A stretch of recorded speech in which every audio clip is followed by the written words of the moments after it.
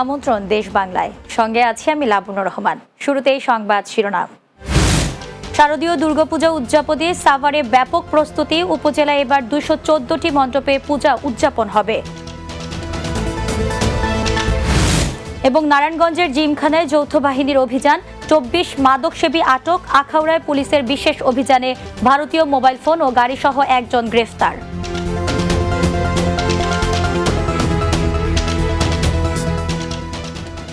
শুনছিলেন শিরোনাম, এবারে বিস্তারিত।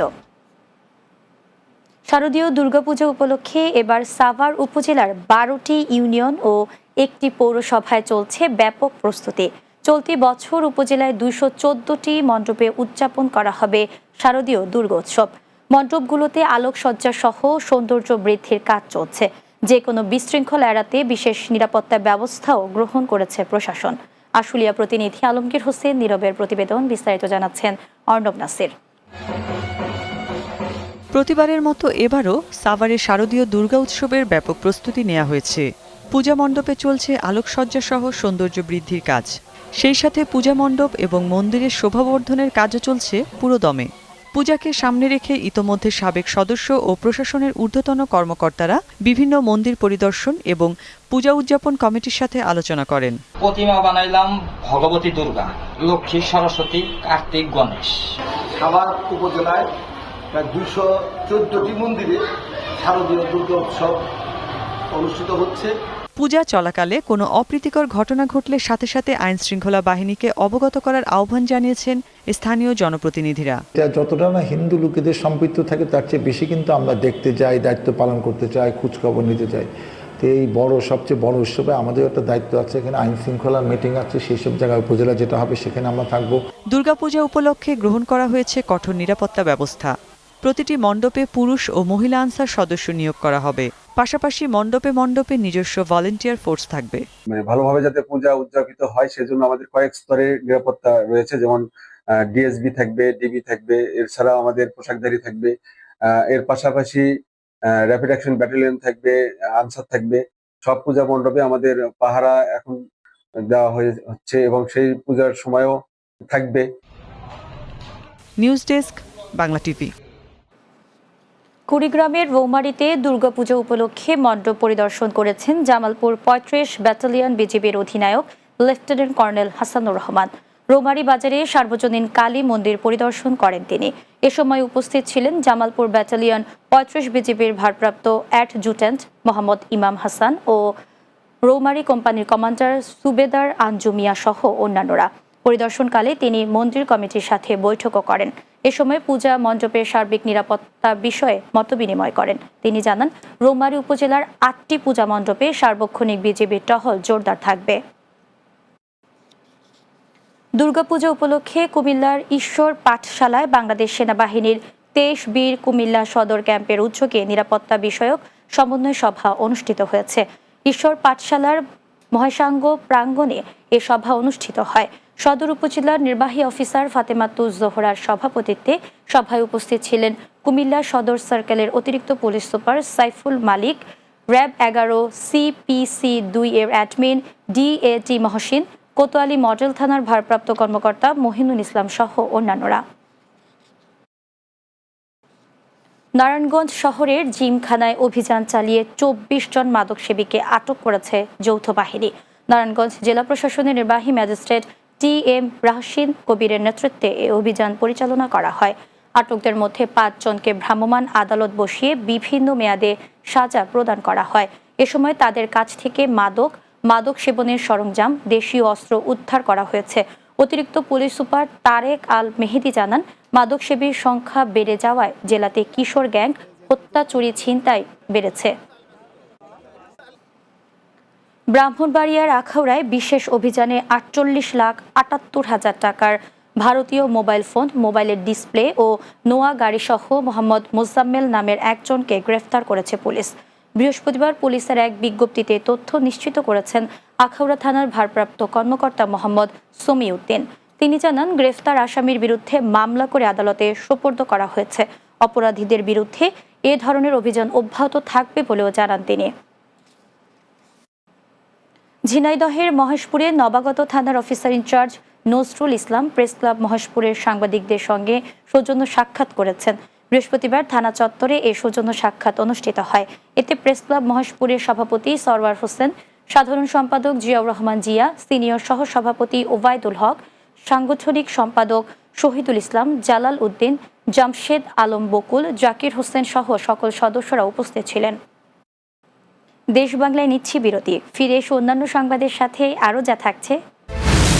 মানিকগঞ্জের গোবিন্দল গ্রামে 100 বছর ধরে নিষিদ্ধ গান বাজনা শিশুদের বাধ্যতামূলক পাঠানো হয় মাদ্রাসায়।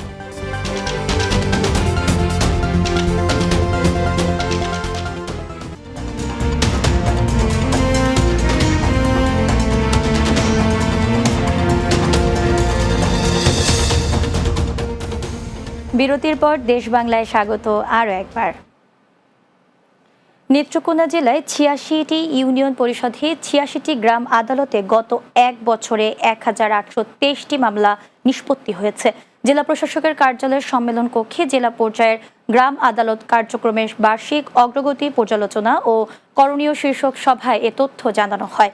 স্থানীয় সরকারের উপপরিচালক আরিফুল ইসলাম সর্দারের সভাপতিত্বে এতে বক্তব্য রাখেন জেলা প্রশাসক মোহাম্মদ আবদুল্লাহ আল মাহমুদ জামান, AVCB 3 প্রকল্পের জেলা ব্যবস্থাপক আবদুল্লাহ আল মুজাহিদ ও মোহাম্মদ আতিকুল ইসলাম সহ অন্যান্যরা।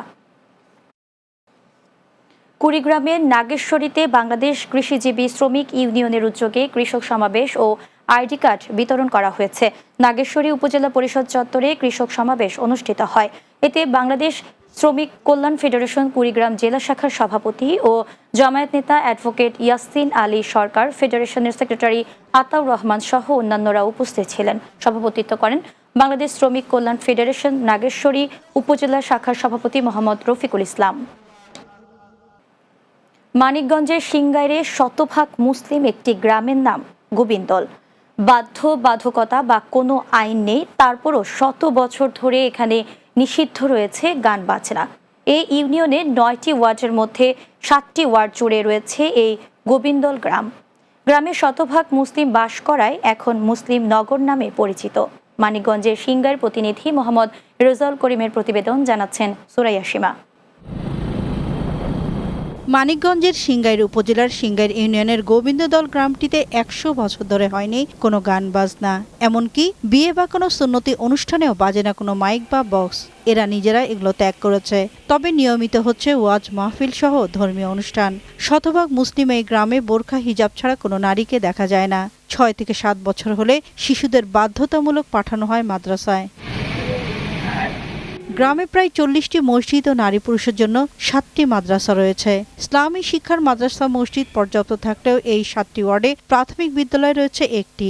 স্থানীয়দের দাবি, ইসলামিক শিক্ষার পাশাপাশি প্রাতিষ্ঠানিক শিক্ষার জন্য আরও কয়েকটি প্রাথমিক বিদ্যালয়ের প্রয়োজন। গোবিন্দল গ্রাম 100% মুসলিম। এখানে সবাই নারীরা যারা আছে সবাই পর্দাশীল চলে এবং সবাই নামাজমুখী। আমাদের এখানে আলহামদুলিল্লাহ বিয়ে বাড়িতে কখনো গান বাজনা বাজে না। এবং যৌতুক, আজকে বাংলাদেশের প্রায় প্রতিটি গ্রামেই একটা সমস্যা হচ্ছে যৌতুক নিয়ে মারামারি, হানাহানি। আলহামদুলিল্লাহ আমাদের এখানে এই যৌতুক ব্যাধিটাও নাই। 8 থেকে 10টার মতো মাদ্রাসা আছে, প্লাস কিছুদিন আগে আমরা গণনা করছিলাম যে 44টার মতো মসজিদ আছে। প্রাথমিক বিদ্যালয় আমাদের আরও দরকার জেনারেল শিক্ষা পাওয়ার জন্য। কর্তৃপক্ষের কাছে গ্রামে আরও একটি প্রাথমিক এবং একটি মাধ্যমিক বিদ্যালয়ের দাবি জানান ইউপি চেয়ারম্যান। এত বড় একটা গ্রামের জন্য একটা মাধ্যমিক বিদ্যালয় সেটা স্থাপন করা এই এলাকার মানুষের প্রাণের দাবি। আশা করি যে সুযোগ হলে এই বিদ্যালয়টা স্থাপনের ক্ষেত্রে যে কর্তৃপক্ষ রয়েছে তারা সদয় দৃষ্টি রাখবে। Desk report, Bangla TV. পটুয়াখালীর কলাপাড়ায় কৃষক সমাবেশ অনুষ্ঠিত হয়েছে। নীলগঞ্জ ইউনিয়ন পরিষদ মিলনায়তনে কারিতাস বরিশাল অঞ্চলে প্রয়াস প্রকল্পের উদ্যোগে এই সমাবেশের আয়োজন করা হয়। এ সময় কৃষিবিদ ও জনপ্রতিনিধিরা জানান, জলবায়ু পরিবর্তনের চ্যালেঞ্জ মোকাবেলায় জৈব সার ব্যবহারের বিকল্প নেই। এ সময় উপজেলার কৃষি কর্মকর্তা ডক্টর আরাফাত হোসেন, কারিতাস প্রয়াস প্রকল্প কলাপাড়া উপজেলার মাঠ কর্মকর্তা মোহাম্মদ জামাল হোসেন, উপকূলীয় মানব উন্নয়ন সংস্থা সিকোজার নির্বাহী পরিচালক মোহাম্মদ মিজানুর রহমান সহ অন্যান্যরা উপস্থিত ছিলেন। মাগুরায় 250 শয্যার সদর হাসপাতালে হুইলচেয়ার প্রদান করেছেন জেলা বিএনপির সদস্য সচিব মনোয়ার হোসেন খান। বৃহস্পতিবার হাসপাতালের তত্ত্বাবধায়ক ডাক্তার মহসিন উদ্দিনের কাছে হুইলচেয়ারগুলো হস্তান্তর করেন তিনি। এ সময় হাসপাতালের কর্মকর্তা কর্মচারী ও বিএনপির বিভিন্ন অঙ্গ সংগঠনের নেতাকর্মীরাও উপস্থিত ছিলেন। হাসপাতালের তত্ত্বাবধায়ক ডাক্তার মহসিন উদ্দিন জানান, হুইলচেয়ারের অভাব মেটাতে এই সহায়তা রোগীদের ভোগান্তি কমাবে। টাঙ্গাইলের নাগরপুরের সহবতপুর ইউনিয়নে ছাতা বিতরণ করেছে সহবতপুর ইউনিয়ন বিএনপি। আশিকুর রহমান তুহিনের সহযোগিতায় উপজেলার 12টি ইউনিয়নে পর্যায়ক্রমে ছাতা বিতরণ করা হবে। সহবতপুর ইউনিয়ন বিএনপি সভাপতি মোহাম্মদ আলাউদ্দিন আলালের সভাপতিত্বে এতে প্রধান অতিথি ছিলেন উপজেলা বিএনপির সাধারণ সম্পাদক মোহাম্মদ হাবিবুর রহমান হবি। এ সময় উপজেলা বিএনপির সিনিয়র সহসভাপতি আহমদ আলী রানা, সহসভাপতি মাসুদুর রহমান মোল্লা সহ অন্যান্যরা উপস্থিত ছিলেন। ঝিনাইদহের দরিদ্র ও অতি দরিদ্র পরিবারের সদস্যদের স্বাস্থ্য ও পুষ্টি সেবা নিশ্চিত করার লক্ষ্যে স্বাস্থ্য ও পুষ্টি বিষয়ক কর্মশালা অনুষ্ঠিত হয়েছে। ঝিনাইদহ সিভিল সার্জনের সম্মেলন কক্ষে কর্মশালার আয়োজন করে অর্থ মন্ত্রণালয়ের আর্থিক প্রতিষ্ঠান বিভাগভুক্ত সোশ্যাল ডেভেলপমেন্ট ফাউন্ডেশন। এতে civil surgeon doctor Kamruzzaman, SDF Jessore অঞ্চলের আঞ্চলিক পরিচালক মোহাম্মদ কামাল বাশার, স্বাস্থ্য ও পুষ্টি বিষয়ক আঞ্চলিক ব্যবস্থাপক কাইমুন আক্তার মুনা সহ অন্যান্যরাও বক্তব্য রাখেন। শেষ করব দেশ বাংলা। যাওয়ার আগে সংবাদ শিরোনামগুলো জানিয়ে দিচ্ছি আরও একবার। শারদীয় দুর্গাপূজা উদযাপনে সাভারে ব্যাপক প্রস্তুতি। উপজেলায় এবার 214টি মণ্ডপে পূজা উদযাপন হবে।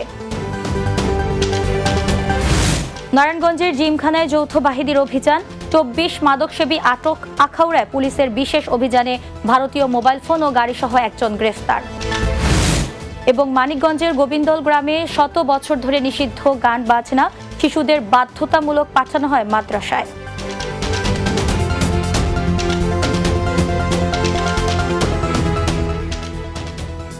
এই ছিল দেশ বাংলায়। আমাদের পরবর্তী সংবাদ বিকেল 4টা 30 দিনের বাংলা দেখার আমন্ত্রণ রইল। এতক্ষণ সঙ্গে থাকার জন্য ধন্যবাদ সবাইকে।